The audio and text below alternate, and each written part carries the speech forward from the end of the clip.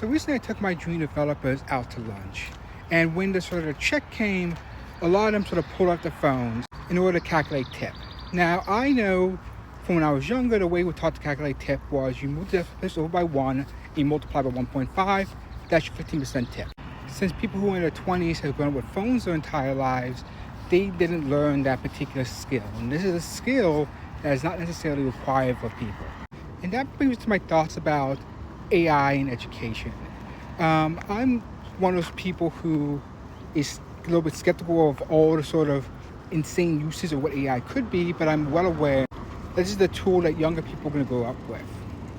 When I've been studied in documents that people talked about how AI is sort of making people quote unquote dumber, at the end of the day it's making people's lives a little bit easier, allowing them to do things that have fewer cognitive resources required to do that.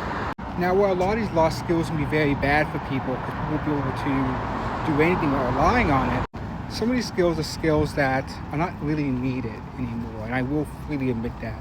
But at the same token, I am very worried that some of these lost skills are going to make people unable to accomplish even the most sort of simplest of tasks if they sort of over-rely on AI. And that does sort of scare me a bit about how people are going to work interact in the future. Those are my thoughts. Bye.